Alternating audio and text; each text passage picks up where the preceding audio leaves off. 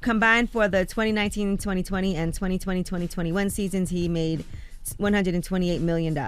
What? Damn. For 2 seasons. I know the commissioner salary is that much. What? Mm-hmm. I mean, I know he was making tens of millions of dollars, but Jesus $128 million for 2 seasons. Be a commissioner?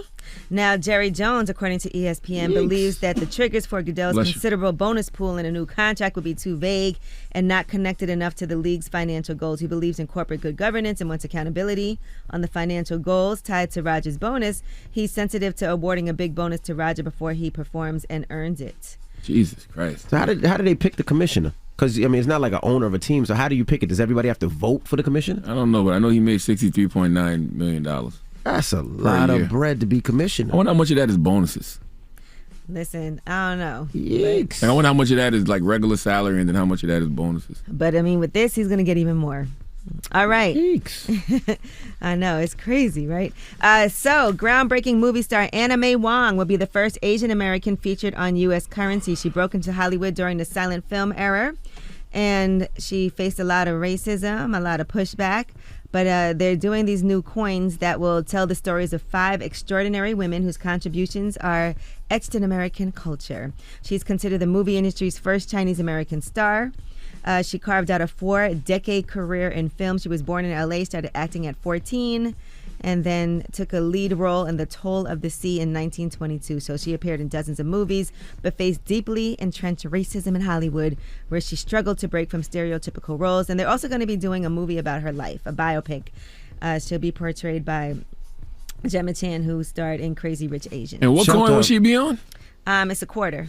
Whatever happened to Harriet Tubman coin? How is she going to get before Harriet Tubman? I was thinking the same thing. Shout to her, but what happened to the Harriet Tubman coin? Harriet Tubman's supposed to come out in 2030. She's going to be on a $20 bill. These are like a limited edition, for women. Well, they can put Harriet Tubman on something until they put her on the Yeah, has a black person ever been on a coin, even if it was limited edition? Nigga, no. Unless you count Abe Lincoln. What kind of stupid question is that? I'm just asking. I just want to make sure. Because this is limited edition. This is something I guess. You said limited edition. This is limited edition. That's a better question. I asked limited edition. Has a black person been on a limited edition coin? Yeah, so this is a whole American Women Quarters program. So it highlights pioneering women in different fields. So just FYI, the other 4 quarters, Maya Angelou. Okay, Sally She's Ride, black. Cherokee Nation leader Wilma Mankiller, and suffragist Anina Otero Warren. I don't know. And this is all selected with input from the public. We got Maya Angelou. I'm looking at the Maya Angelou quarter right now. All right, well, that is your front page news. So all these coins come out at the same time? I don't know what the actual date is, but I just know they're being rolled out. Because you said Miss Wong, they announced all of them. This one was just announced. I would like Maya Angelou on a quarter. Yeah, I like that one too. All right. Get it off your chest. 800-585-1051. If you need to vent, hit us up now. It's The Breakfast Club. Good morning. The Breakfast Club. This is your time to get it off your chest, whether you're mad or blessed. So you better have the same energy. We want to hear from you on The Breakfast Club. Hello, who's this? Danny, man. Wish that up on me. Blood in my eye. Go, Envy. Hey, what up, brother? Right. Porta Potty Hey, guy. hey, peace and blessings, man. I hear my favorite artist is coming on the show today, man. 50 Cent, what up, man? Yeah, 50 gonna be joining us in a little bit. I just want 50 to know I could take $6,700 and make things happen, man. Yeah, I think a lot of people could take 6,700 and make things happen. Hey, I just want to say, man, Kanye West, man, I love Drink Champs. I just want to say, Nari, that Drink Champs interview was great. I don't think you should be apologizing. Then Sean Stone, you can't call yourself a man of God and say that you don't think he should be apologizing. Why can't a man apologize if you feel like he hurt a whole family? And you know the family is suing now for $250 million, right? So that's the only thing I didn't agree with Kanye West, because I literally saw the video of the police officer on George Floyd's neck. You know what I mean? But a lot of the bad business that he was talking about with Jewish people and stuff like that, he was just expressing himself, and I don't feel like he came off with no anti-Semitic type of message, because he wasn't saying that he hates the Jewish community. He was just saying, hey, they're doing bad business, and I'm calling them out. I cannot believe how y'all let Kanye West distract y'all. This man just 2 weeks ago was walking around with White Lives Matter shirts and giving y'all his ass to kiss, and like I told y'all, he does this all the time. He seeks white validation and turns around and acts so pro-black, and y'all fall for it every time. I told y'all 9 months ago he was a clown and was doing clownish. It's amazing. But no, 9 months ago. It really is funny how he does the same thing every time and people fall for it. He seeks white validation so much. He always does something to on black people, and then he turns around and acts so pro-black, and then y'all fall for it again. It's unbelievable. Hello, who's this? Yo, what up? It's Mo, what up? Mo, what up, man? Get it off your chest. Yo, what's good? Listen, Charlamagne. Yes, sir. Yo, I know you got the Donkey of the Day, you got the Remy Ma, you got the Kathy, you got the Chris Rock and all that. Yo, I need to hear Jamaican drop like a shabba, right? Put it down to the key and could turn him in a donkey. Like, yeah, I mean, what's good? Oh, that would be facts. Why don't you do it right now? All right, let's go. Close to my donkey. Ready? What's your name? Yo, it's Low, man. You already know what it is. Come on, Low.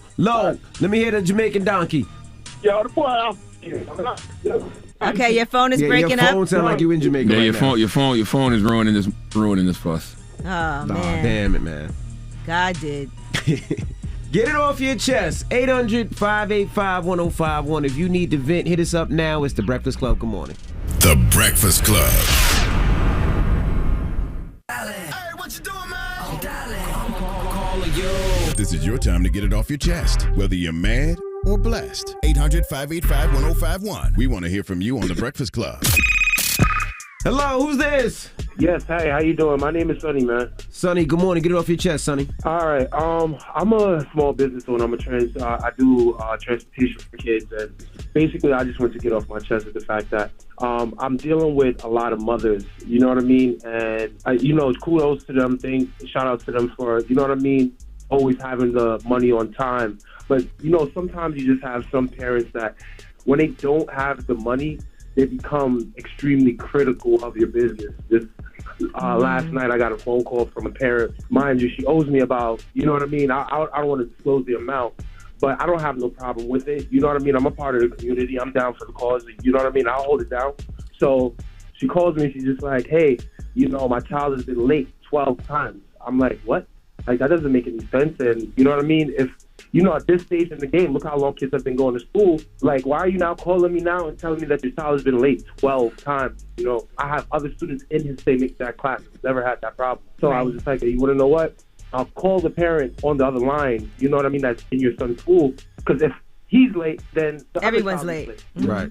You know what I mean? So it's like, all right, cool. Like, oh, no, that's not necessary. All right, so, like, what do you want me to do to prove to you that, you know what I mean? I know for a fact that wherever the problem's coming from, it's not coming from my She want a discount. Listen, I'm going to be honest with you, Angela. That's all she had to say. You know what I mean? Like, that's all she had to say. Like I said, I'm a part of the community. I've been doing this for quite some time. And I know single mothers, like, they need a break from time to time. You know what I mean? I'm from New York City again. My mom was a single mother growing up. I know how the struggle is. So it's like, she could have just been honest instead of trying to put it on you, like you're not doing your job. Listen, well, I simply hit her with a kind text like, ma'am, thank you for your business, but unfortunately, your services are no longer needed. Ooh, damn it, man. You fired her from paying you. Yeah, man, listen, we're not going to get about, you know what I mean? We can talk about other things, but we ain't going to go there. So I just wanted to get that off my chest. You guys are great. I listen to you every morning. I try to keep it down between you and, I try to keep the volume down so the kids can't hear. And it's mainly because of Charlamagne and DJ Envy's booty jokes. But, it's all good. You know what I mean? It's all good. I enjoy it. It helps me get through the morning a lot quicker. Thank you, guys. Okay, thank you. Them damn booty jokes. Hello, who's this? Hi, this is Crystalline. Hey, Crystalline, get it off your chest. All right, so I'm literally getting this off my chest. I've been up since 4:45 this morning. I couldn't sleep. Like, it's been bothering me. So last month, September 12th, me and my husband went to our new bank. Mind you, we left Wells Fargo because of all the stuff going on with how they're treating, like, our colored people or whatever. So we took our money out of there, went to a credit union called Members First. And so we were waiting in, like, the waiting area to get a debit card or whatever. And then I happened to look up and I saw this picture, and on the label, it was like a plantation. And I'm like, wow. I was like, Dave, am I tripping? Or is that what I look, I think it is. Like, there's no way. Like, it's So we, like, even looked it up because I was just thrown off by it completely.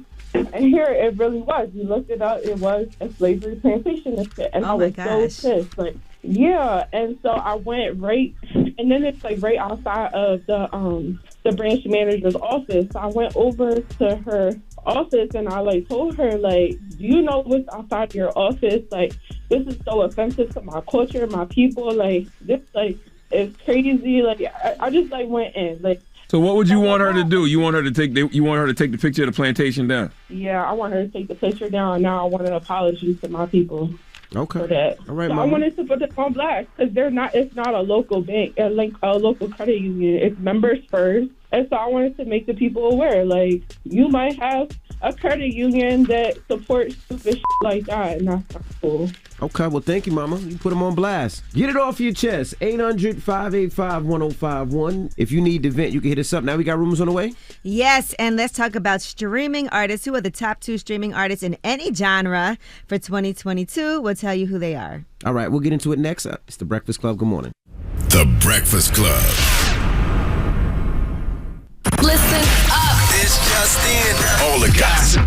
The Rumor Report. Gossip. With Angela Yee. It's the Rumor Report. The Breakfast Club.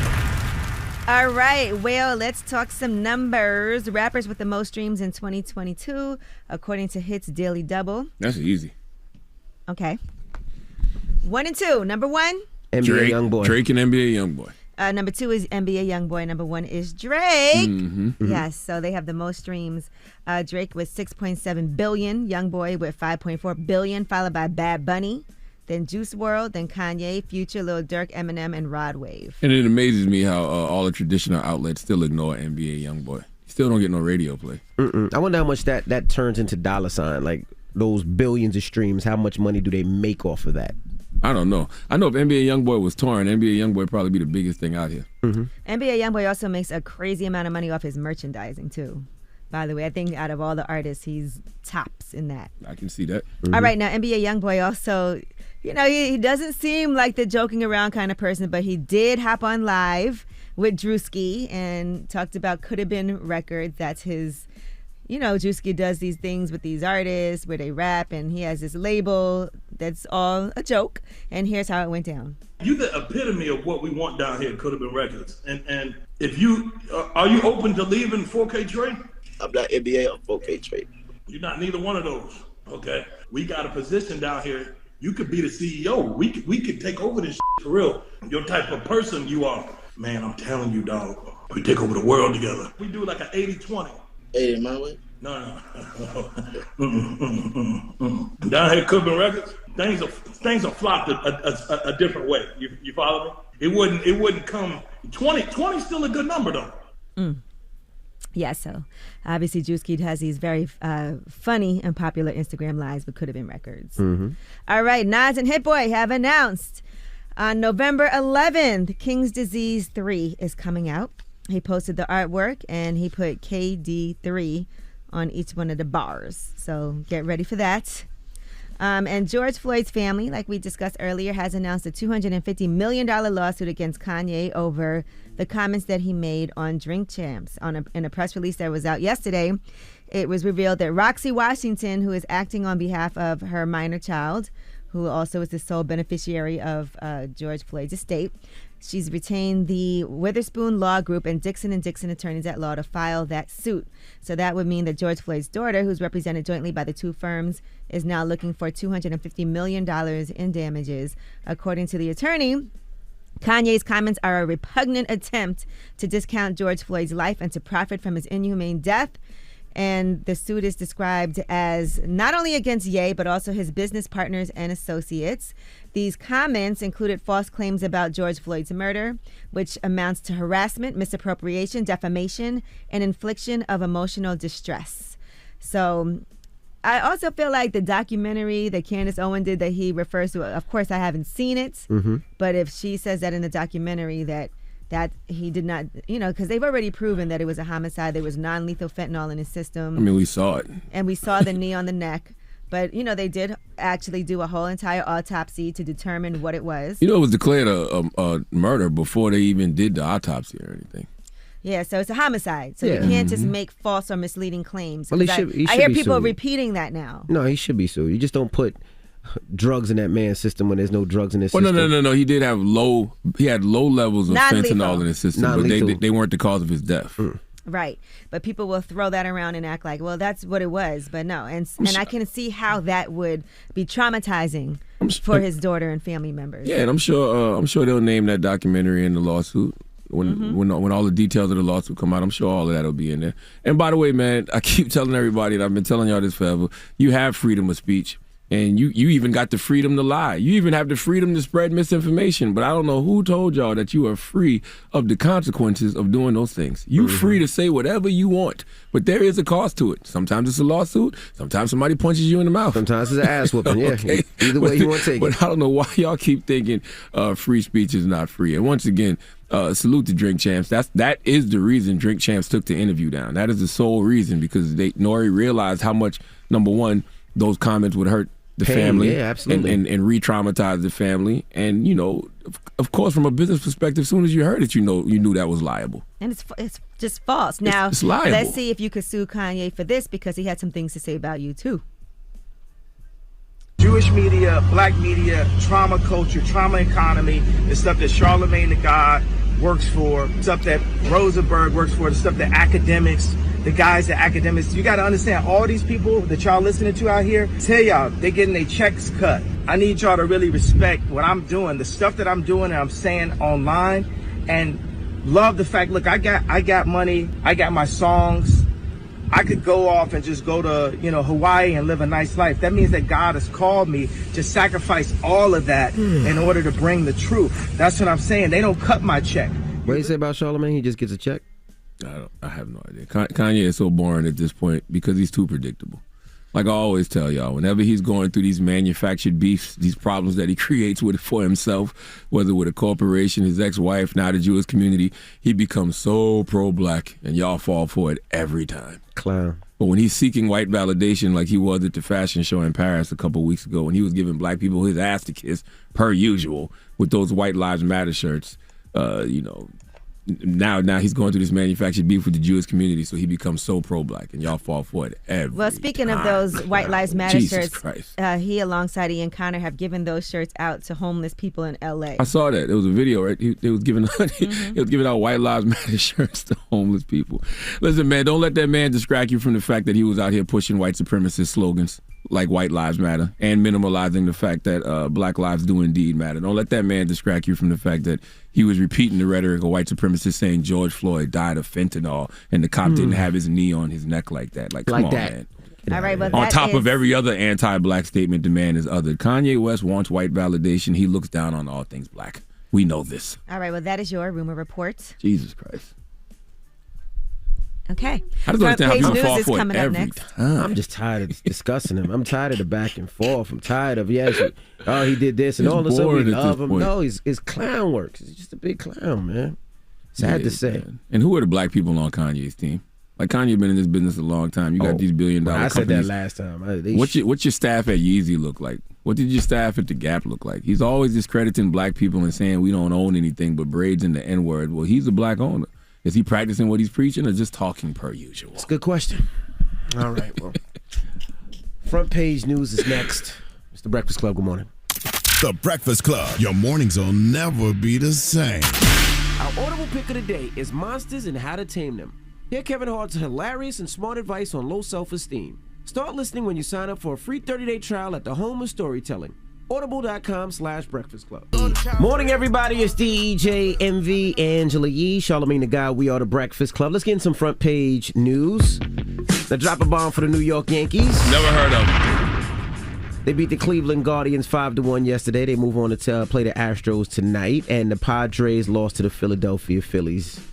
All right, now, NBA yesterday, if you're watching NBA, of course, the season is back. The Warriors beat the Lakers 123-109. LeBron, I think, had 31 last night. Lakers suck, bro. Lakers suck, and the Warriors repeating as NBA champions. I told y'all that already, though. And the Celtics beat the 76ers 126-117.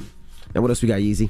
All right. Well, Joe Biden was at the Democratic National Committee event yesterday in Washington, and he talked about if Democrats both hold the House and add seats to their Senate majority, then he would codify abortion rights and make that his first priority. Here's what he said. Court got Roe right nearly 50 years ago, and I believe Congress should codify Roe once and for all. If you care about the right to choose, then you got to vote. That's why in these midterm elections are so critical, elect more Democratic senators to the United States Senate and more Democrats to keep control of the House of Representatives. Folks, if we do that, here's the promise I make to you and the American people. First bill that I will send to the Congress will be to codify Roe v. Wade. And when Congress passes it, I'll sign it in January, 50 years after Roe was first decided the law of the land. And together we'll restore the right to choose for every woman in every state in America. So vote. All right. President Obama made that same promise. And then when he got the opportunity and had the Senate seats to do it, he said that wasn't high on his list of priorities. So I believe it when I see it. Yeah, I mean, there were some unsuccessful attempts to codify Roe over the last couple of years. Joe Manchin blocked it along with Republican senators. President Obama actually had the Senate seats to do it, though. And he said it wasn't high on his list of priorities after making that promise on the campaign trail. So like I said, I believe it when I see it. All right, and it is very challenging right now, this political environment, as Republicans are planning to take over a lot of seats. And the problem is, though, that they're trying to figure out what matters the most to voters. And it feels like this does matter, but what matters more is the economy. That's right. And those issues, economy and the inflation, that plays to Republican strengths right now. So Joe Biden's approval ratings are still low. And so that hurts the Democratic candidates. Now, Joe Biden did announce a series of steps that will address the oil supply crunch and lower gas prices. That's been a major domestic concern ahead of the November midterm. So we'll see what he does. But he is going after oil companies. And he accused them of price gouging at a time of historic profits. Oil executives have previously testified before Congress to address concerns about their prices, but they insist that it's the result of larger economic forces, which is supply and demand. Yeah, I mean, you know, the economy impacts our day-to-day. Folks never going to forget the money you put in their pocket, especially when they needed it. You still got people talking about that damn stimmy. Mm-hmm. All right, and then let's turn to January 6th. And a member of the Oath Keepers is cooperating with the Justice Department's investigation of that far-right militia group. He told the jury Tuesday that he packed his car full of weapons and traveled to D.C. to stop Joe Biden from assuming the presidency by any means necessary. Jason Dolan is a 46-year-old former Marine from Florida. He's the first of several Oath Keepers who pleaded guilty to charges from the conspiracy to take the stand. And he made clear that members of that group intended to try and keep Donald Trump in power by intimidating Congress. And that was all what happened on January 6th. He said, I wanted them to be afraid of me. People will act out of kindness. They will act out of charity, but they act out of fear, too. So if they weren't going to do the right thing, maybe I could scare them into doing the right thing. And so he's now testifying and cooperating. He said he didn't feel like he was alone. He said the organization, Oath Keepers, gave him a sense of belonging. He liked that the group was primarily made up of military or law enforcement veterans who felt the same way that I did. Mm-hmm. Sounds like a bunch of people planning a coup to me. He said we had to fight back, conquer, or die. He came to see the Oath Keepers as a core group that would be willing to fight the government. And yeah, so he said, looking back on it, I think I was pretty naive, downright stupid with some of my decisions. I'm thankful that President Trump at the time didn't do something like invoke the Insurrection Act, because I think there would have been a lot of violence. All right, and that is your front page news. All right. Now, you know, I want to shout out to all the HBCUs, too. I know homecoming started last week, so I just want to salute to all the HBCUs out there, from the smaller ones to the bigger ones. Salute to you guys. They all big. And also Missy Elliott, we talked about it a couple of days ago, that she got her street sign in Virginia yesterday. I saw that. How Avenue. No. That's what it's called, right? No, it's not. It's not. Yes, it is. No, it's not. It's How Avenue. No, it's not. Don't be on here reporting fake news, no, bro. It's not. What's the name of it then? I think it's Misdemeanor Elliott Avenue. Oh, yeah, you're right. But shout out to them, because I heard the HBCUs came out and they put on like a whole production for her. So shout out to Norfolk State, shout out to Hampton University, and all the colleges, all the HBCUs. I just want to salute them. Dropping the clues bombs for Missy. All the HBCUs. Mm-hmm. South Carolina State University. Mm-hmm. Have an honorary doctorate from South Carolina State University. Up, man. Yo, shut My mother's alma mater. Shut up. I do have an honorary doctorate from South Carolina State University. My goodness. You know that. When we come back. A doctor. When we come back, I'm your proctologist. He was gonna say gynecologist. That's what you almost said. I'm your proctologist. When we come back, 50 Cent will be joining us. We're gonna kick it with 50, so don't move. It's The Breakfast Club. Good morning. The Breakfast Club. Black Power 105.1. The Breakfast Club. Your mornings will never be the same. Morning, everybody. It's Jay, MV, Angela Yee, Charlamagne the Guy. We are The Breakfast Club. We got a special guest in the building. Hey. 50, what up? Boy, 50, I'm back out. I'm back in the Breakfast Club. I ain't know. What part of the world you in right now, Fifth? Because I know it's not America. Yeah, I'm in Prague. Ooh, okay. Okay. Czech Republic. I don't even want you to see me in America no more, Charlamagne. I want you to see me when I'm outside of the country because they treat me so much better. But you got to see me out there. I did the O2 Arena last night, sold out, and then again tonight I'll do it again. Wow. And in the midst of all that, a whole bunch of work going on here. Absolutely. You know, this is like my day job. You know, the other stuff was, you know, really I'm a full-time producer. You know, so I got the, what's they coming, actually tomorrow, the Flores Twins podcast is Surviving El Chapo. Yeah. This is the first time they've spoken about this, right? First time they spoke. And then they like, I came across them, the ill thing is I came across them in 2004 at the height of Get Rich or Die Trying. One of the dudes in Buck's entourage decided to leave the hotel and go to Cabrini Green Projects because he wanted to party. And what? He had the spinner, the G on the spinner piece. They robbed him for the piece. So after he got robbed for that, the Twins, they got it to the Twins because that's who would have the money to buy that. And then Jay Flores, he got the piece back to me because just to create the relationship, he brought the piece back. You know? He stole it from Buck's boy. Yeah. Then it got back to me through Gabi. Gabi he was working at RCA at the time under Steve Rifkin, and he had a relationship with them, and then that's how he got the piece back. I wonder with a project like that, what makes you say, you know what, I'm going to take it to a podcast as opposed to developing it as a show or film? No, it's developing it's the new Narcos. Okay. What I do, Charlamagne, is I make it a podcast so they can hear it, because you don't do anything destroying the story by informing the audience. Like how many great feature films were books that you read before you got a chance to see the film? Absolutely. So we make the podcast. I got the docu-series coming, and then the actual scripted series is on the way forward. Why not? And it's like you making so much money off one piece of content. Yeah. And then when you can get it in the early stages, when they have never said anything, like you technically El Chapo is the biggest drug dealer. Like that's look, they moved 130 tons of cocaine and heroin. Damn. For their organization. So if you look, when you say that, I was like, man, you were selling drugs. I was doing something different. When you start talking about that, I don't know what the fuck I was doing. When you look at it like that, you go, wait, because Charlamagne, that ground level stuff that we was involved in these environments, in the neighborhoods, and that level, the first time that they asked for some work from them, they had a sale for 3 and they gave them 5. So you would have got life. Your first transaction, you would have got life. Damn. You got caught 5 kilos. So they pretty much, their life was on the line the entire time. Everybody wants to know where you going, Fifth. You left Stars high and dry. Yeah, you know what? In between time, because I got 3 different offers I'm looking at now. But Charlamagne, I'm gonna tell you the difference is even my relationships at Lionsgate have been consistent. I sold the last thing that I pitched to them. I sold. Stars picked it up. In that time period, like I got 4 new shows up. Mm-hmm. You know what I'm saying? We got the Property Players with MV and them. The Star. Mm-hmm. You know, his wife started the show. He just in it.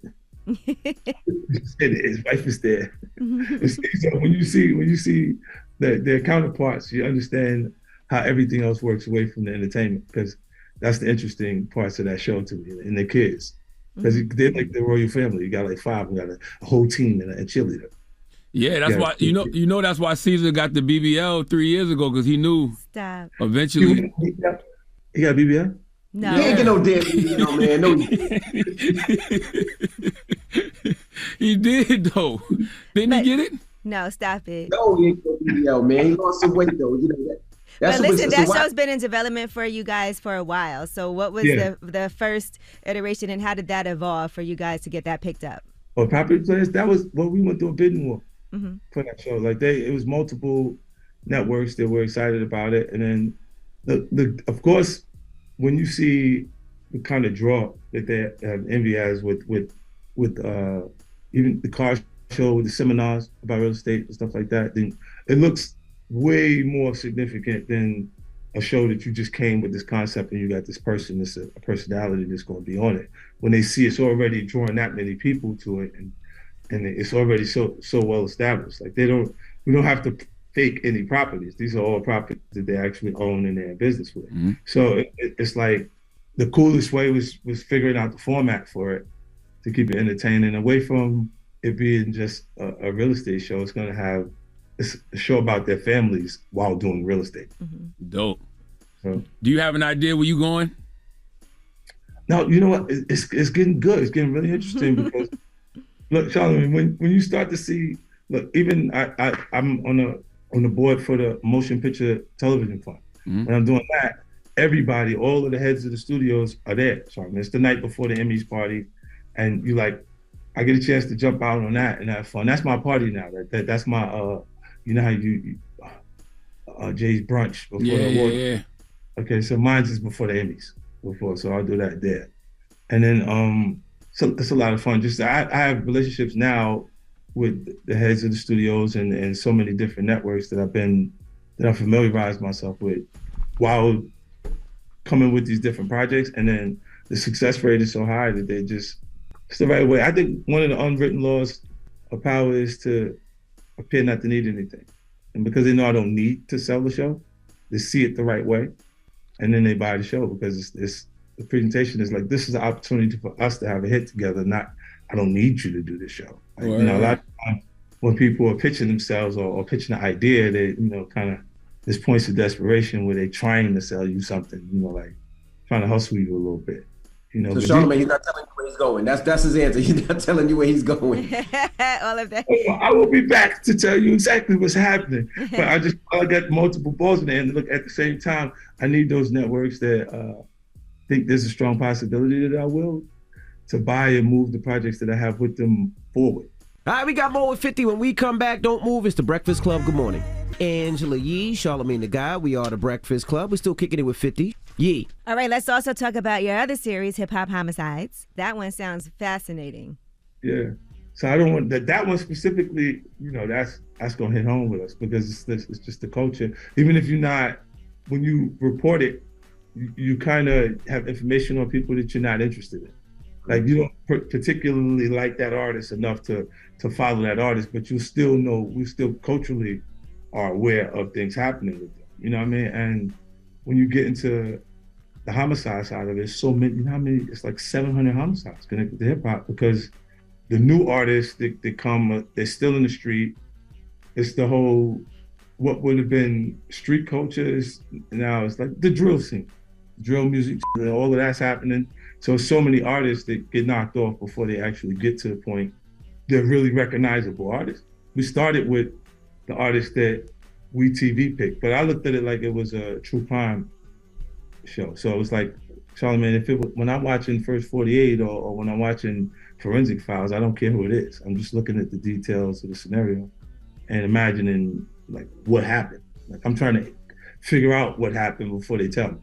Yeah, I think the thing that's going to f people up about hip hop homicides when they see it, especially people that's not of the culture, I think they're going to be shocked that so many of these rappers talk about the that they that they're actually going through. Look, I would say I try not to say nothing the DA might play in court. That's right.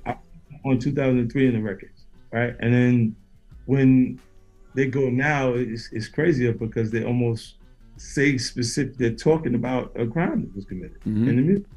Look, as much as you would say no, this is art, and you're not for them using lyrics against the people when they're in those situations. It's tough when it's blatantly said this directly relates to this. You know what I'm saying? And then they gotta have better sense than that, man. You can't do that. You know what I mean? I see Carisha to BMF now too. Yeah, she's working on the BMF series, and then City Girls Up Like a Month. Did you do that just to fuck with Diddy? No. That was ahead of the thing with Daphne or whatever like that. But Charlamagne, I ain't kissed her in the mouth in 10 years, man. Somebody got to kiss her. Oh, man. That's a wild. Yeah, you know, that ain't no, like, for real. You know, like, it ain't one of those situations where, you know, how they have us in it, like, they'll still go back to the baby mother and hang out with the baby mother and stuff like that. Nah, that's, and that was not like a relationship then anyway. It was more like an arrangement. Mm-hmm. You know, and look, Sai is my boy. I almost named him Champ because of me and Floyd's relationship. He kept asking me to come back to Vegas. And then he'll go bring Daphne. I'm like, why? He said, so we can leave her with Miss Jackson and we can go. You know, Champ out 4 or 5 girls, there's his girlfriends right there. Mm-hmm. You know what I'm saying? So he just needs a reason for them to be out of the way so we can go through everything else. And that kept her around consistent enough for that to happen, for us to have a little guy. But he's a blessing. Like, I love him to death. And this is the only thing. Where do you leave the money? Yeah. I saw you got this, what, Saya Spirits? Yeah. And I put even that company is for him to run later, you know, to develop it and get it going. And then I'll go off to something else and do some other things out here. And you got to collab with the Texans and the Kings and the Rockets and the Astros. Would they carry the liquor? They carry the brands? And the Indiana Pacers today, it came out. Indiana Pacers with the official cognac and champagne. Wow. So I'm going across that there, the Rockets, the Texans, the Astros, all of Houston. You know what I mean? Because I'm just got out there. I had to focus there right quick to get that together, and then I went to Sacramento Kings at the different spots, and then it's cool. We come around full circle, but you know, like when the league is very tough for you to meet what they feel like is sufficient standard wise, the person. Mm-hmm. Now, if I was constantly putting out material and it was the old 50 Cent content, they would be afraid to do business with me on that level. And then, you know, when they don't see that coming up as much and they just see it doesn't reinstate the crazy. Yeah. And And you got with everything going on with Ye, do you think Ye's going to have a hard time dealing with business from now on, dealing with manufacturers, companies, and all that? I think, yeah. Because look, when you personalize, when things hit people personally, they are affected by it personally. So they using their personal judgment with what they want to work, who they would want to work with, who not.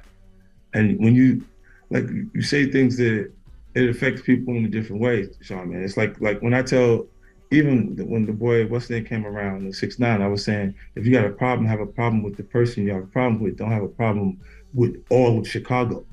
Right. Mm-hmm. You see what I'm saying? And then what he's saying is really broad. So you really don't know who you started beef with just now. Right. Like who really is affected by it and dislikes you for saying that and saying just tired of you being around here anyway. Yeah. That's what this 48 laws of power say. Don't offend the wrong person. Yeah. It don't take much. You know, people in positions that they can block what you got coming. Now, one person that offended you was this whole penile enhancement situation. Yeah. So to be clear, my whole track record, Angela, I've been working with this John for the whole time. I'm gonna say it was just a new one. They're gonna tell me it's the new one. Then, when she does that, you know, I'm saying, no, I'm gonna get her. It's like the Tierra Marie thing, man. It's for you do that. It's not about money. It's about you making that mistake, blatant mistake. Mm-hmm. See what I'm saying? And there's other people that I'm sure that I'm not sure what they done, but I know Flo Rida didn't know he got a facial, bro. You see what I'm saying? What? You go to the spa, get a facial. Oh yeah. Okay. Got a facial waiting, and they think that somehow that was compensation by them being able to utilize you however they feel. Oh, got you. I get what you're saying. Got you. Yeah, promote what comes. So you put penile enhancement. I'm gonna see you definitely. You need to kind of figure out when you can scratch that money together before everybody's in trouble. Well, you saw Vivica Fox came into your defense. Well, she wasn't lying. But you know, it could be a win either way because now people know about this enhancement surgery they could do that they might not have known before, and so she could still. They thinking that I'm directing them to do it. Like I've done it. That's wrong. Don't do that. That's wrong. No, it made Charlamagne want to go because when we first saw and reported on I just asked about the consultation. I didn't want. I'm not saying I want. Just the consultation. You know how many guys were like, "Yo, I didn't even know you could do that," even though we know it's a lawsuit and you didn't get it done. The fact that it exists now, people know. I never even heard anyone successfully do that. Oh. I've heard of guys that had a lot of money, went and did that and died. Oh wow. Yeah, that tried to enhance himself in that way, and I'm like, damn. So you had everything else going, and you was trying to fix that, and it all up. Damn. All right, well, don't move. We got more with 50 Cent when we come back. It's The Breakfast Club. Good morning. DJ, Envy, Angela Yee, Charlamagne the Guy. We are The Breakfast Club. We're still kicking it with 50. Charlamagne? You got the BMF doc coming this Sunday, October 23rd. That's going to be on Stars. Like, why a doc now? Like, we didn't see in the first season. Yeah, the doc, you know what's ill, Charlamagne? That was shot where they could have put it in the 6-month gap that we had. Yeah. So, but there was timing for it to be seamless. So the docu-series will come on, and the night that the finale airs on that will be the night that BMF Season 2 premieres. Oh, so when the doc comes out this Saturday at midnight, Season 2 starts. Wow. Yeah, that's when it starts, and then when the finale shows up that evening that the finale airs is the evening that the BMF scripted series premieres. Wow. You got so much going on. Raising Kanan is one of my favorite shows to watch right now. So I just want to say, the actor who plays like a young 50, he sounds like you for real. He does. He slurs words. He does everything the way I'm like, look, he's where he worked on that, like, because you don't really talk like that. Oh, he does? Okay, because I was wondering. I was like, he really sound like 50? No, he really did. He really pays attention to it. I was like, yo, I got to say, because he'll look at the interviews and hear where I say things a little different. Mm-hmm. And then he go, could you say this like this or like that? And like, I'm on set. And I'm like, yeah, you did it right the first time, the way you did it. You know what's great about all these shows? It really does elevate a lot of the people on them to a higher status. A lot of them have been in things, but maybe not had like a starring role. But I see like how much it's elevated people. Malcolm Mays, you know, he did an amazing job. And I know he's been in multiple things, but for this is a huge role. It's standing out. And he was amazing in Southpaw. Mm-hmm. You know, and I worked with him in that film before we got him to come back. And him and like Russell Hornsby was in Give Rich or Die Trying with me.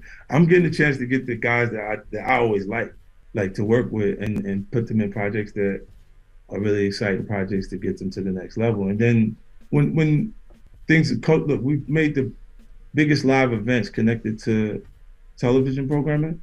So it gives us an advantage. Like I do the premiere at Radio City Music Hall or at Madison Square Garden or like in Atlanta, we in the shed outdoors because of the COVID stuff. You know what I mean?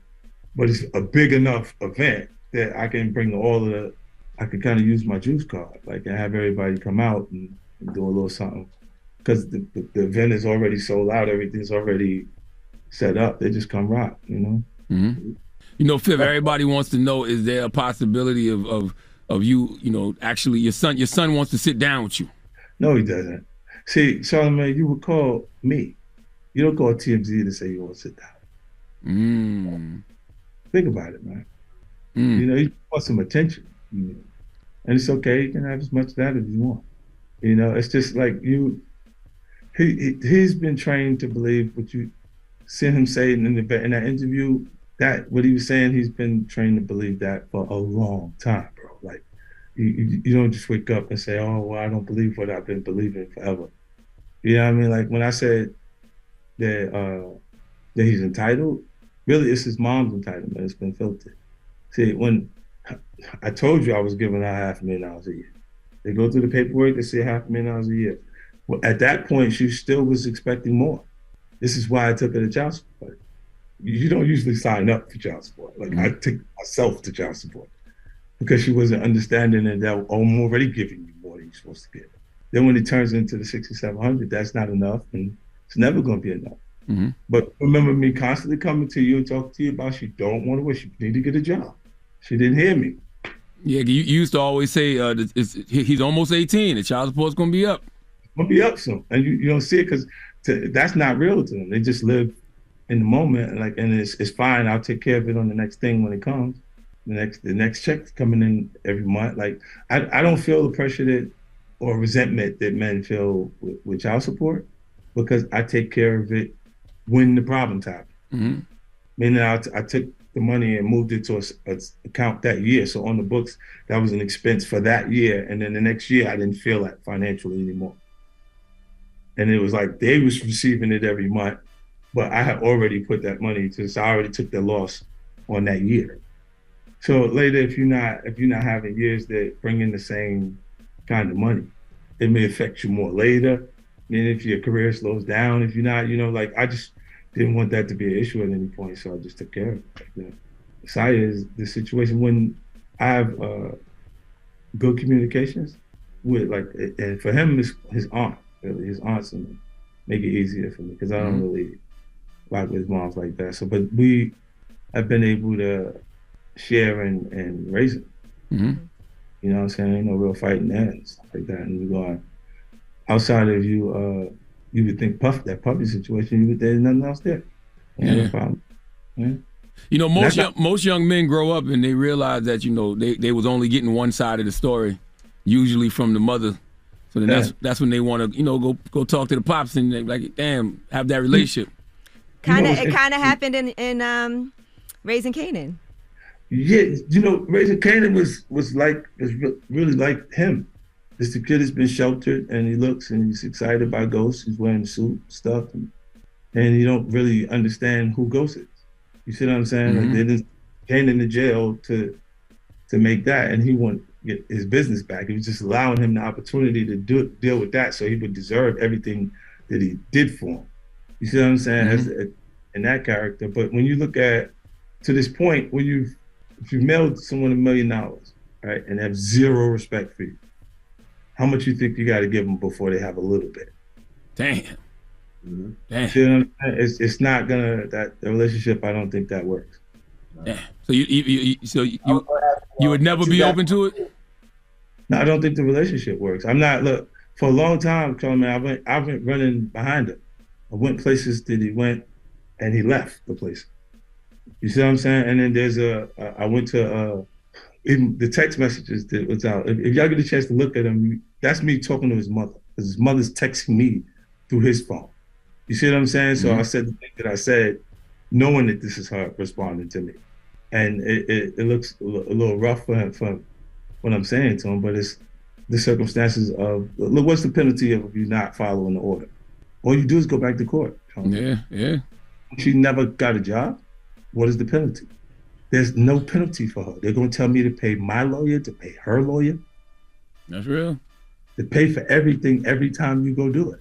And there's no penalty for her because she doesn't have anything outside of what they're saying is support for the child. So what do? They're not going to tell her to pay for anything. She just, the same energy you see there has been there the whole time. Look, you're talking about a kid that's not even a kid. He's 25 years old. Mm-hmm. You know what my issue was at 16? Angela, they wanted to charge me as an adult then. You see what I'm saying? So you look and you go, when you gonna figure it out? Right.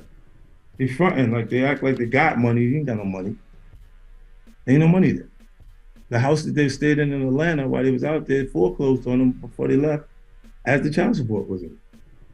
Complete mismanage of the money that you was being sent. They'll look and keep making reference to that point that they have money. That was the point that you was around me. But they don't have none now. He was in Queens working in Vanity. He's the hookah boy. You see what I'm saying? So while he's there, go order a hookah, watermelon hookah, and you see him run, go get it. Man, shut up, Fifth, man. By the way, Fifth, you are the person who said, have a baby by me, baby, be a millionaire. So that's your fault. Yeah, this is after I got the numbers back. After they told me what was going to happen if you do. I said, what? That's crazy. We appreciate you checking in. And we waiting to hear that announcement to see where you going, man. Yep. Yeah, it's all love, man. It's going to be good. You know that who's re-airing your podcast? Don't think I don't got my ears everywhere. I'm all in the street, Charlamagne. I'm on everything, bro. Don't think I'm not paying attention to everything. Like we got to figure something out. Definitely. I would love to. 100%. I tell people all the time, 50 one of the biggest people out here moving in television, and for whatever reason, it don't feel like Hollywood is giving you that recognition, but It's They don't not too many people doing it like you doing it. Black or white. But then our culture, they'll see who's making things get done. You see what I'm saying? And then how it moves. And I don't need trophies, man. I got enough of them with the music. Really, it's just to get more done. It's there. Like, I got 26 shows right now. Damn. Yeah, that next deal gonna be like 11 figures. They're gonna have to pay. I ain't even gonna do it. I'll be like this. No, I like it here. Nice and by myself, and then I'll build the studios and everything else. I'll start making them myself instead of giving them to them first. Word. Appreciate you, Fifth. Yeah, when you're back in New York, you got to come up. Definitely. I come up there bright and early. Word. 50 Cent, it's the Breakfast Club. Good morning. Morning, everybody. It's DJ Envy, Angela Yee, Charlamagne the Guy. We are the Breakfast You getting Club. any work done before your TV show start? The project, what's it called? Property Power Partners? It's not called Power Partners, man. What's it wrong called? with? No, why would you call it Power Partners? What is it? Property Partners? Yes. It's not Power Partners. Nothing power. Like, what's wrong with you, man? But are you getting any work done before? Any work done like what? I don't know. You get some little cheek filler. You got cheek filler before? I never got no cheek filler, man. You are a liar. Oh, that type of work. I thought you meant housework. No, I mean like on his body, face, cosmetic. No. Okay. I'm not. Y'all filming now, right? Why are you all in my business? Because 50 was just up here talking about it, so I'm asking. Yes, we are. All right, okay. Yes, we are. All right, well, let's get to the rumors. Let's talk Wendy Williams. I hate you, man. This is the Rumor Report with Angela Yee on the Breakfast Club. So listen up. C's got the BBL, so I was just I asking. didn't get no BBL, man. Stop it. C's did. People go, no, He's he just didn't. doing squats. Oh, okay. All right, now Wendy Good job. Williams' publicist Sean Zanotti has said that she is out of rehab. He said she is excited about the road ahead and looking forward to releasing her many projects. And she also said, thank you to my fans for your love, support, and many prayers. I'm back and better than ever. So she was trying to make sure that she took care of herself. She entered a wellness facility for help with some overall health issues, but she was released from that facility yesterday. Yeah, I pray all that is true. Mm-hmm. All right, now let's talk about Meghan Markle. She was discussing on the Archetype podcast her time when she was on Deal or No Deal on NBC, the game show. What? That she said, yeah, she was a model on Deal or No Deal. Oh, wow. And here's what she had to say about that time. Back in 2006, I had a short stint as a briefcase girl on the U.S. version of the game show. Before the tapings of the show, all the girls, we would line up and there were different stations for having your lashes put on or your extensions put in. We were even given spray tan vouchers each week because there was a very cookie cutter idea of precisely what we should look like. It was solely about beauty. There was a woman who ran the show and she would be there backstage and I can still hear her as she would go, "Markel, suck it in." I ended up quitting the show. Like I said, I was thankful for the job, but not for how it made me feel, which was not smart. All right, that's her breaking down the bimbo on her podcast, and Paris Hilton was a guest on that too. Claudia Jordan weighed in on this because, you know, she was on Deal or No Deal as a model. And she said, for clarity, yes, getting a modeling gig on a game show isn't necessarily about your intellect, but every show the executive producers pick 5 models with the most outgoing and fun personalities to place mics on who they knew would engage with the contestants. And she said, Deal or No Deal never treated us like bimbos. We got so many opportunities because of that show. That's the kind of opportunity that is what you make it. If you just show up and don't engage, then you'll just get your check and not get much out of it. But if you show up and seize your moments, then there's no limits to what you can do with the opportunity. So she said it was a good experience, a good opportunity in her career and helped her pay all her bills. But she also said her response was not an attack on Meghan because Lord knows I've been defending this woman in the media for years and I still will. I just didn't want any misunderstanding about the climate and environment on the Deal or No Deal set. And she said she's especially protective of Howie Mandel, who is nothing but kind and respectful to all 26 of us. That Megan story that she told was boring. It didn't need no production. It had music behind it and sound effects. Like, it was just a boring story. I felt like Denzel in Training Day after you heard Hoyt's story in the cafe. You needed some music to it? It just wasn't a good story. Like, suck it in. Like, suck it in. That's like, okay. Why did you just yell out, suck it in? That's what she said. Oh, we needed context. All right. Huh? All right, Jadakiss is guys. launching a new coffee brand. It's called Kiss Cafe. Okay. Yes. So you can get that at kisscafecoffee.com. You know, I love it. Over 40 years in, 3 generations deep, grounded in tradition, I'm joined by my father and son to officially launch our Phillips family Coffee Company. And so you can follow them on IG too. He said, this is one of my proudest professional and personal achievements. There is no greater honor than taking what you've learned in this life and inspiring your family to join you and bring that pursuit to the next level. Dropping the clues bombs for Jadakiss, damn it. Whoever thought that hip-hop would take it this far? Jadakiss out here selling coffee grounds. And Ghostface opened up a coffee shop in Staten Island too. He did? Yeah, he did that. And he got his own day at the same time in Staten Island. That's what we want, right? We want to do things that our kids can continue on, Absolutely. and their kids and their kids and their kids. So, and as I told I love to see that. y'all before, because coffee is a huge deal. It's the second biggest import in the United States after oil. And so it is a great business to get into and to learn about. And it did start in Ethiopia. So shout out to Jadakiss, shout out to Ghostface, shout out to Coffee Uplifts People, my coffee brand. And to all the coffee lovers out there, it's a universal and personal thing, Jadakiss said. Everyone enjoys it differently, and we're here to help them do that. Jadakiss went from grams to grounds. Mm-hmm. Gotta love it. All right, well, that is your rumor report. Cocaine to coffee. Who you giving your donkey to? Man, 4 after the hour, let's talk nasty people. Okay, all right. For all you people out there that want to build the wall, this might be a great reason. Oh boy. Okay, y'all. This might be another great reason for y'all to add to y'all repertoire, y'all reason of excuses to build it. Okay. All right, we'll get to that next. It's the Breakfast Club. Good morning. The Breakfast Club. Your mornings will never be the same. This program is sponsored by BetterHelp. You have a lot on your mind. BetterHelp makes it easy to find a licensed therapist suited to your needs. Get 10% off your first month of online therapy at BetterHelp.com/The Breakfast Club. Donkey of the day right there. The Breakfast Club, bitches. You can call me the donkey of the day, but I mean no harm. Hi. Hello. Hold on. I'm sending a text. We sent text too. All right. Okay, donkey of the day for Wednesday, October 19th goes to a custodian named Lucio Catarino Diaz. All right, he is a custodian at a Houston medical office. Dropping the clues bombs for all the custodians out there, the janitors. Okay, what a thankless job. All right, but without them, do you realize how terrible your work environment would be? Imagine you came into a building to work every day and it was filthy. Okay, bathrooms not clean, dust everywhere. You couldn't function in that environment. So salute to the custodians for keeping things clean, keeping everything straight. All right, not to mention, a lot of y'all know what y'all be doing in those bathrooms. Okay, you look at your poop. All right, you be checking to see if there's blood in your stool. All right, and guess what? Some of y'all check it and don't flush it. And who has to come do that dirty work? You guessed it, the janitors, the custodians. Dropping the clues bombs for custodians again. Okay.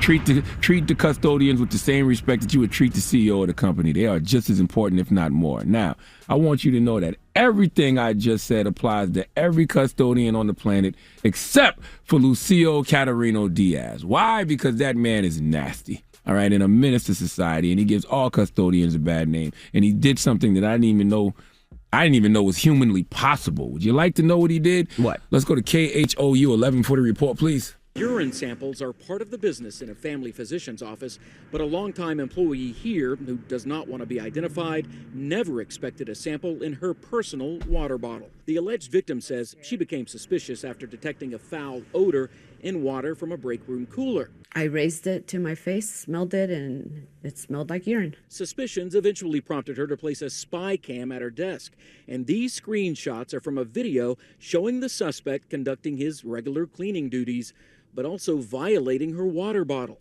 something clearly shown in the full video. I just picked it up, removed the cap, and proceeded to put his penis probably halfway into the bottle, and then he tilted it up so that his penis was surrounded by the water. That video was part of the evidence used to charge 50-year-old janitor Lucio Diaz with, among other things, aggravated assault with a deadly weapon. How big was that water bottle? I knew you thirsty now, aren't you? No. You thirsty. You look so damn dehydrated now. You want a glass of water right now, don't you? You want a bottle of water right from that office, don't you? No. Listen, kids, STDs were the original viral things in our community. Okay, I don't think nothing in the history of the internet has gone more viral than gonorrhea, syphilis, or chlamydia. Okay, I just was not aware that you could spread STDs from rubbing your genitals on a water bottle and urine. I never thought about it. It makes all the sense in the world, but whenever I hear stories like this, I immediately ask why. Okay, and when officers confronted Diaz, he confessed that he did it out of malicious intent and that it was a sickness. It is indeed a sickness, and it's clearly malicious, and that maliciousness has nothing to do with anything other than whatever turmoil he got going on internally. And furthermore, what I really agree with is that he's being charged with assault with a deadly weapon. Okay, if you got an STD and you out here slinging that dirty D all over town, infecting people, that is indeed assault with a deadly weapon. You know damn well you got a disease pizzle and you out here just sharing it. Okay, you'll get some herpes and you'll get some herpes and you'll get some herpes. There's more from KHOU 11. Let's listen.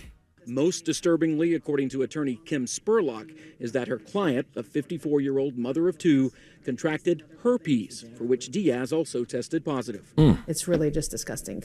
And my client will suffer the consequences of this man's actions for the rest of her life. Spurlock plans to file a civil suit against building management and others. Get all the money. She claims ignored her client's initial concerns. She isn't surprised there may be more alleged victims, given that Diaz told police, according to court records, he did it in other offices and that it was, quote, a sickness. Disgusting is an understatement. Get all the money. Sue, sue, sue, and sue again. Okay, class action lawsuit, okay? Lucio is being held right now on an immigration hold. And if he gets deported, nobody better protest. All right, all the governors that keep dropping migrants off the Vice President Kamala Harris's house, I promise you, if you found more migrants, illegal or otherwise, doing what Lucio Diaz was doing, spreading STDs by peeing in your water and rubbing their penis on your water bottle, you could probably get people to volunteer their services to personally help build the wall. Okay? The moral of the story is when you hear this man say he did it out of malicious intent, it makes me think of one thing. And one thing only. Well, two things. Of course, stop peeing in people's drinks and rubbing your penises on people's glasses. But more importantly, stop projecting your insecurities onto others. Okay, that's all this man did. Project his hurt and insecurities onto others. Just because you're in your feelings doesn't mean that you project those feelings onto others. Please let Remy Ma give Lucio Catrino Diaz the biggest hee-haw. Hee-haw, you stupid motherfucker. Are you dumb? I have so many questions. What made her check to see if it was him? And then when she did get herpes, she had to go home and tell her partner. What did she tell her partner? Because she really didn't know where the herpes came from. Could you imagine you go home, you got to tell your partner, I got herpes, you don't know where it came from, you ain't cheating, you just got herpes out of nowhere? That is kind of wild. You know what I mean? That is kind of wild. And then how did she check? Like, how did she know to check her water bottle? And then how did his pee-pee stay? Well, she in the water bottle? Well, when the victim told other co-workers what happened, one woman said that the same thing happened to her. So the victim set up a hidden camera in the office just to see what was happening, and they caught the custodian. And how small was his pee-pee to fit in a water bottle? Can you picture a pee-pee in a water bottle? Nah. Yeah, you probably could. All right. Well, thank you. I'm average, but I'm not below average. Yeah, bro. you could get it in that water bottle. No, I can't. I'm looking at this water bottle right now. I'm looking at your bottle. This is actually MD's water. It's called Positivity Water. Look. Correct. You seen mine, so you think you can fit in that? Yo, so you play too much. Who playing? All right. Thank you for that donkey of the day. Now you want to go to break. When we come back, JID will be joining us. Salute to my guy JID, man. He's got one of my JID. favorite rap albums of the year called The Forever Story. He's a dope kid. And we're going to talk to him when we come back. It's The Breakfast Club. Good morning. Answer the question. The Breakfast Club. Morning, everybody. It's DJ Envy, Angela Yee, Charlamagne the Guy. We are The Breakfast Club. We got a special guest in the building. JID is here. What's up, my brother? What's going on, dog? How are you, man? How you feeling? I'm solid. This is your first time here, isn't it? First time, yeah. Welcome. Yeah, appreciate y'all for having me. You from Atlanta? Yeah, I'm from the I East don't know Side. why. For the longest, first I thought you was from North Carolina for a while. Hell. Then I thought, don't do it like that. No. My bad. You about to just on North Carolina? Nah, he just said it because of cold, though. That's why Yeah, you I probably did. would think that. Yeah. And then I thought you was from Virginia for a second. Because you went to Hampton for a little while. Come on, man. Hold on, bro. Hold on, bro. He proud from it. Come on, He don't want you to man. think he a transplant. Come on, man. Real Born and 6, man. raised. Real 6, man. Come on. But you went to Hampton for a second, right? Yeah, And you and Irv Gang and y'all got kicked out. I got kicked out. Half of them got kicked out. Okay. Yeah. I love the song Stars, man. And it sounds like it was based on a true story. So Yeah. you were a homeless sexual at one point? You had to Wait, bro. I was what? A homeless sexual at one point? Homeless sexual? What is that, bro? In the song, I think you started off by saying, like, let me stay with you for a little while. You know what I mean? You give the woman some blah, blah, blah. Bro. Yeah, that's always the best. You got for room and board. Yeah. That's always like you For sure. fighting for your life. So. Yeah, you gotta for room and You got a little board. money, it's not as good. Homosexual. Dang, that's cold right there. That's a good terminology. How old were you when that happened? Homosexual. No, this is just like throughout my life. You know what I'm saying? It was just really me going through like the process of this transition from like I'm doing sports and all that, and then out of nowhere, like, okay, I got kicked out of school and I had to figure out like what was the next goal, because I was like going to school. I was on a full scholarship, football, and then got kicked out, derailed everything. I was thinking about being like a lawyer or something, because I remember a lot of stuff, and that really was it, bro. I was just trying to figure out the next step, and then I was just like, you can rap. Like, all the homies always used to say that, like we used to freestyle, and it just came to my head. And y'all know Earth Gang. Hell yeah, love Earth Gang. I was on a like I said, I played football, and it was like, bruh, you're not finna go to league. You're not growing no more, bruh. Like, Jesus Christ, how do you not take that criticism as like being negative? Like, I was like, you're right. It's realistic. It's realistic. It's my Word. dog. He told me the truth, and I was like, all right. He was like, bro, just start. Let's rap. Let's do this. We can really put this together. So we started Spillage Village, the collective, and that's where it started. This whole album kind of sounds like a movie. Now, in particular, this song "Crack Sandwich." Yeah, for love sure. Crack Sandwich. For sure. That's one of my favorites. I love Crack Sandwich, but it's not actually about crack sandwiches. Yeah.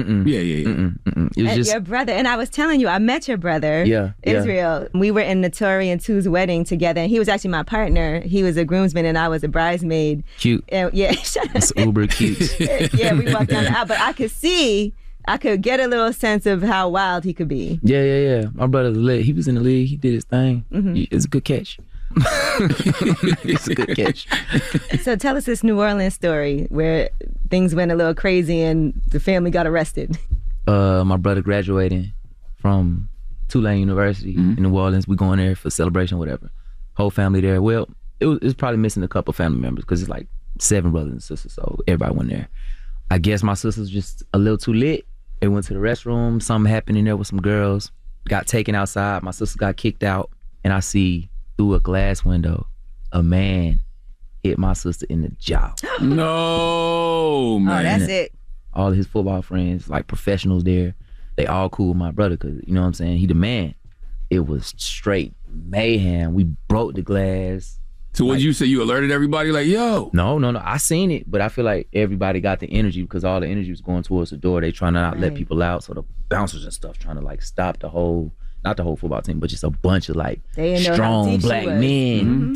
It came outside, broke through the bouncers, broke the glass door down, and then just like a brawl in the street. So y'all caught the dude? Oh, 100%. Oh, good job. But it was a bunch of them, because we in New Orleans, they had about 10 people. We had about like on the song I said like 23. We had like a bunch of people, so it was just straight melee, just everybody just fighting. It was horrible. It's probably one of the most traumatic things I've ever been through in my life. It was teeth knocked out, blood everywhere. Ooh. Like, I mean, he hit your sister though. I mean, yeah. We worked him out. We figured him out. I don't know how good he doing right now. Even to this day. It was mainly my siblings, which is kind of crazy about it. It was mainly my siblings that got. But we didn't really get in trouble. They knew somebody who was popular or whatever, just got out of there. It was a cool situation, but it was not a cool situation. Like, I was 17, yeah, 100%. So I'm fighting like 21, 22-year-olds. You feel me? I'm 17. I'm about to go back to college. I'm about to go back to school on Monday. I ain't go back scraped up. It was all good, because you know how to throw them. But and you out of town, so you was like, man, I don't know if they got guns. Yeah, I thought for sure. I thought we was gonna die. They was screaming. They was, oh, well, we gonna kill y'all. Gonna die tonight. Like New Orleans accent. It was kind of crazy.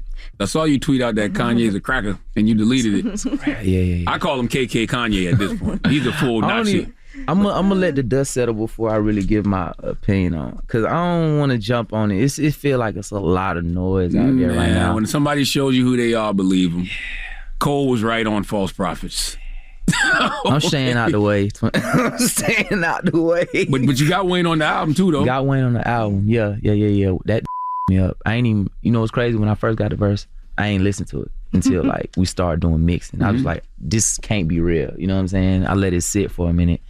soon as my folks sent me the what's name, and I heard the lighter flick, I just turned it off. I was like, no sir, like I don't Not the lighter flick. Not the light. As soon as I heard it, I turned it. I was like, I don't want to hear it right now. Like this can't be real. Then we got the mix and I heard it. I was like, nah, I'm about to come after you. You're not finna try and steal my song, Jack. Yeah. So you rewrote your verse? I ain't rewrite. I just gave him like an 8 after his. Got you. It's cause I ain't never rewrote no verse, but for that moment I just gave him a little extra. That was the first time I actually did that too. Had he reached out before? I actually went on a small college run with him in like 2016. Wow. And got booed. Wow. The first time I ever got booed on some like, just cause bro was late. Shout out to Wayne. But bro was late, so they was waiting on him. We at ODU. I never forget, Old Dominion University. I'm still mad at y'all about that. I ain't even get a chance to rap yet, bro. As soon as I walked down on stage, I was like, I must be the ugliest world, cause they just straight boo. Did you have dreads then? Did it start to growing? Yeah. So they probably could have thought it was Wayne coming out like super late or whatever the case may be. They wouldn't have. Nah. But that was 6 years ago too, and that's a terrible setup. Somebody's late, people waiting. Yeah. They still waiting. Not for just Wayne. somebody, Probably, icon. Yeah. And then they don't know who you are from a can of paint. Right. You know Yeah. what I'm saying? This is when I first like dropped a song that kind of got like starting to get notoriety or whatever. Did you keep going when the booth For sure. started? I started freestyling and doing all stuff to divert their attention. It worked out. All right, we got more with Jid when we come back. Don't move. It's the Breakfast Club. Good morning. Club, we're still kicking it with Jid, Charlamagne. 2 of my favorite songs on the album is Brother Them and Sister Them. Break those records down for me. Brother Them is like saying you can get like a vibe from it. You can understand like this brother's camaraderie. But the Sister Them is probably one of the more important records on the album, just because it's a weird situation. It was me trying to like spill some stuff that I'm going through, you know what I'm saying? With my sisters, we don't even like really talk. We don't with each other, and it still bothers me to this day. So it was like kind of peel back layers to that in a situation I don't really know like how it's gonna turn out. And I don't know like somebody gonna die, but just on some like I don't know how we ever gonna like mend this situation. What about like around the holidays? Those are coming up. Shot it on even with pagan holidays like that. She's your witness? It's Christianity, you know what I'm saying? It's some black southern rooted like religion, but we don't really talk. So I couldn't even give you her perspective of what she believes in. I just know she don't with me. Is there a reason? This industry. Oh, she think you like evil. She never wanted me to do this. Yeah, just because like she just don't like the whole all of it. She think it's like the devil. Other side. Yeah. And I'll be like, just listen to my music. I'm talking about God. Yeah, you like I haven't had to sacrifice nobody yet. Oh my God. Nah, but yeah. It's a weird little situation. You had other options besides Dreamville. Yeah, for sure. I know Quality Control. Was that one place you could have went to? Yeah. Were you close to doing it? For sure. Coach K is my dog. Like he was one of the first people like, bro, you got something. And I was literally about to do that. I think it would have worked out either way, bro. Cause like I feel like I'm on both sides of the spectrum. I can do this. I can do the lyrics, but I'm still a nigga. Like, you know what I'm saying? At the end of the day, like I can do whatever needs to be done to get the skin the cat. Is that whatever? It's more than one way to skin a cat. It's more. That's a horrible phrase. People say that, but I don't know if there is one. Peter. I've never skinned a cat. You never gonna see a nigga skin a cat. Word is cat bond. will get you up out of there for so sure. How is there more than one way to skin a cat? Who did that to know? That was created by white white people. Yeah, ain't no nigga skinning no cat, skinning cats. But that's a good problem to have when you have options. But were there other people coming to the table like crazy? I'm finna tell y'all a story. We was about to sign. Me and Earthgang was about to sign. Not about to. We was not about to do it because we saw the deal. We got offered a deal from Rich Homie Quan. That would have been a come up for Rich Homie Quan. Oh my God. That would have been a great get. Bro, the deal was disgusting though. What was the deal? It was straight disgusting. I don't even remember it specifically, but I just remember I was like, nah, I don't even know nothing about deals, but I know this. Crack sandwiches? Straight crack sandwiches. For 5 years. Was he the first person to come at you with the deal? I feel like he was. Okay. And we were just dealing with some of like his people or whatever. So it wasn't specifically him. I feel like at the time we haven't even met him. I feel like he was just having his moment. We had people around like, yo, Rich Homie, you want to sign some people? These got A, they hard. So I think that's how they came about. And I don't know, I feel like I made the right decision. No, you did a great job. I do too. So how did Cole happen? He already knew about Earthgang because they was popping like since college. They already knew what was going on. So they went on tour with Ab Soul, and then I just came out, popped out, did a song every night. And Boss was on that tour, part of Dreamville. Cole came to one of the shows and he was like, you ain't that Earthgang, it's only 2 people. I'm like, yeah, I'm just Dolly, you know what I'm saying? Sid Brown, one of Cole's best friends, He was always playing Cole, my stuff, because me and Seth was like, we should smoke, like chill, you know what I'm saying, while we was on the tour. He was my dog. He was playing stuff for Cole the whole time. And then Cole was like, bro, pull up to North Carolina with Earth Gang. We pulled up to the studio and I just started barring them niggas up to death. Damn. I was like, this is my one chance. I'm gonna kill everybody. And a couple of songs came out of that made the first album. And it was just hard. Like, it was just a good moment. Cole just a solid dude. Like, forever indebted to my dog. Do you purposely, like on the Forever So you say, I don't want no Cole features? For sure. For sure. It's probably gonna be like that for a minute till I get what I want. Interesting. Yeah. Why, just because you want to be seen as the... Yeah, like, I'm signed to Dreamville. Of course, you're gonna get a Cole feature. Of course, I take beats. But as far as like music and stuff, it's time to separate from that. I don't feel like he did songs with Jay-Z his whole career, like every album, like that's super goofy. Like, and then I feel like you guys also have some good like artist development. Yeah. Somehow, because I see like the progress, because I always feel like as you go, like the first album, the second album, like, it should always be some type of progression. Stepping stone. And I feel that with Ari Lennox too a lot. Like, I love her album. You like her album? I do. It's amazing to me. And I think she's Ari heavy. Yeah. Like, she's so randomly funny. Like, she just is. the things that she says. That was actually my favorite guest all year long. Ari being up here this year. She is funny as hell. Did you see Stevie Wonder was trying to shoot his shot at her recently? I didn't see that. I just seen the clip. Man, I seen a bunch of jokes around and I ain't even want to really hit on it right quick. They was making hella jokes. Twitter the Wild Wild West, bro. That's why I don't care what I say on Twitter, because I'm really not like that in person. Why'd you delete the tweet when you called Kanye a cracker? Oh, you gonna bring that up again? I said that? He deleted it. All right, let's let it go. It didn't happen. I don't know. If it ain't up there no more, I don't know if that was okay. I don't know. I call people crackers sometimes. It's disappointing though, right? I just want to plead the fifth on this because I always want to see how everything play out. You don't want to say something. What is this, a master? It's not. Could we stop this? I don't think it's a master plan. It's not. Drive slow, homie. You just gotta keep doing that. Drive slow. It might be the master's plan. But it ain't a master plan. Are you paying attention to the elections in Georgia? Herschel Walker and Raphael Warnock. I heard you supporting Herschel Walker crazy. Bro, I seen a tweet. Heard you did a song for his campaign, bro. Bro, I seen a tweet. Yo, I'm sure they saying it because of CTE. What did they say? Uh-oh. Herschel Walker sucked my dick in 8th grade. Vote for Raphael Warnock. What? That must have been some terrible. I'm sure it was a joke, you know what I'm saying? But why would you say that, bro? I couldn't retweet it, but I guess I just said it on the Breakfast Club, so it's out there. Why can't he vote for him just because he gave him some? Bro, why would he say that? That's like a real crazy thing to I guess say. everything Herschel Walker stands for is opposite. Bro, I just think it's because they say, bro, brain melting a little bit, bro. Bro just played football for too long, bro. He just like deep south. I can't rock. I think he communicate. I think he's a good communicator, though. I think that there's probably more people in Georgia who sound like who sound like him or got family that sound like him than they do the Raphael Warnocks of the world. And they talk straight. Yeah, he talk like he from like Gullah Gullah. That's what I'm saying. Straight up. Yeah. Politicians can go over your head sometimes. Yeah. He's just talking directly to you. And I think sometimes that connects with people. Damn. Do you feel like a responsibility when it comes to talking about voting and politics at all, or you just... I hate all of that stuff. I know it's good for the community, like voting locally for your neighborhood and all of that stuff. But when it gets to like the higher level, I don't like it, bro. Just because of what's going on with black people and everything I've seen since I've been on Earth, like it's just like all conditions have not changed. Nah, it really made me mad, bro. What Alec Baldwin said, like to be conscious of your whereabouts, or to be Negro in this country. And be conscious is to be in a constant state of rage. I know we that up, but we're in the park. But yeah. Bro, I be upset, and I be like, okay, what can I do to like add a grain of sand into this sea of change that we want to see? Music.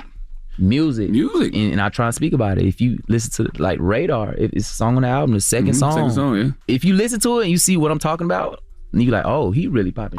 But I just kind of like glossed it up. I made it like I threw a suit on a pig. You know what I'm saying? Listen, man, Jid, make sure y'all go check out the Forever Story. Great building with you, my brother. Likewise, man. And I can't wait to hear more music and just keep Keep going, man. Keep growing, bro. For sure, Keep skinning cats. Yeah, yeah, I know. Please don't skin no goddamn cat. If you skin cats, I'm gonna call you a cracker. And I don't even get on Twitter, but I'm gonna get on Twitter and say Jid is a cracker. For sure, I love it. It's the Breakfast Club. The Breakfast Club. On the show, The Breakfast Club, Charlamagne the God, Angela Yee. DJ Envy had to step out, but it's time for Rumor Report. What we talking about, Yee? Well, let's talk about Kendrick Lamar. It's about time. What's going on? Rumor Report. Rumor Report. This is the Rumor Report Talk to him. with Angela Yee on The Breakfast Club. Yes, so Kendrick Lamar's Paris Big Steppers concert is going to be streaming on Amazon Prime Video. So if you didn't get a chance to see the world tour, you can actually see it on the stream on Amazon Prime. That's going to be 2 p.m. on Saturday, and it is available for free exclusively on Prime. Okay. Yeah, that sounds like a fun time this Saturday. I actually want to see that concert in person. I'm going to catch it somewhere. I don't know where, though. All right. And speaking of Prime, 2 Chainz has enlisted Lil Baby, Megan Thee Stallion, and more. He's doing a concert and interview series, and he's helping Amazon Music launch their show, Amazon Music Live. It's a brand new concert interview series that'll premiere later this month. It starts on October 27th, and it features performances and interviews with some of the biggest stars. It airs after Thursday Night Football on Prime Video. So the first guest on the show is Lil Baby. He'll be performing songs from his new album, It's Only Me, and then he'll sit down for a conversation. Salute to 2 Chainz. I'm going to tell you something else, too, man. We don't salute 2 Chainz enough on being the head of creative marketing for Crystals, because Crystals be doing some really dope-ass commercials. I don't know if you saw the commercial they did with Brittany Renner for their new side chick sandwich. Yep. Hilarious. All right, now earlier with 50 Cent, we talked about Raising Kanan, and now let's talk about Lou, a.k.a. Malcolm Mays, on the show. Now, he was on Lip Service that came out yesterday, and he talked about how, for some reason, his character does not ever have a black woman to sleep with. All right, here's what he had to say. Yeah, Like, my mama did she said, teach don't, you, like- my mama said you can like girls that don't look like me but don't bring nobody home that don't look like me. Okay. She She don't watched care. Raising Kanan, she see you that way. Bro, like it's that's a touchy subject for me. Why? It's a touchy subject because like it's not like my personal preferences being displayed on screen. So like people really believe, but because of black women, they had it hard. Like women of color have had it hard. Think about it. What black girls were you with on Exactly, bro. They doing me dirt out here. Light-skinned Hispanic. Yeah, they was white passing. Look, I say it like this: my penis is the UN, but my heart is racist. My heart black. Okay. I just like black women. That is true. I didn't think about it till he said it, but he did have sex with a white woman and then also a Latina woman. So he wants to diversify that. Because once she has sex with a black woman on that show, she's going to become a main character. Because once you go black, you never go back. You get the lead. That's right. All right. Now, August Alsina is saying that he has no relationship with Jada Pinkett Smith, and he's going to be on The Surreal Life. And that premieres on Monday, October 24th.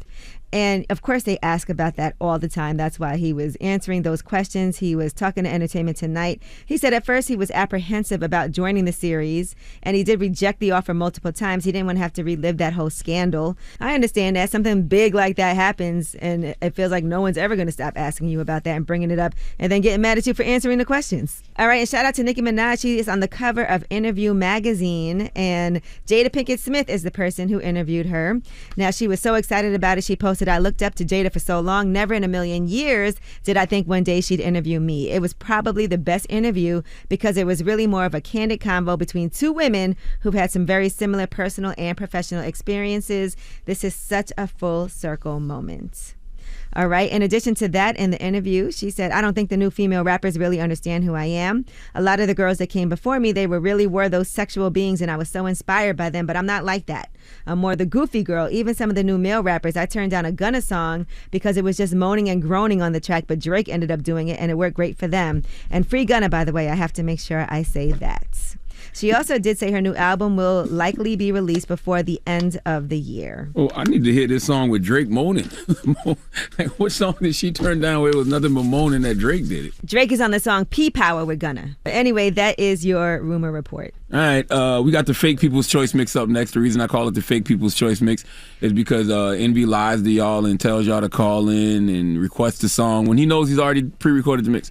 But it's coming up next. We want to hear Drake moaning on there. Yeah, let's hear the Drake moaning song with Gunna. It's The Breakfast Club.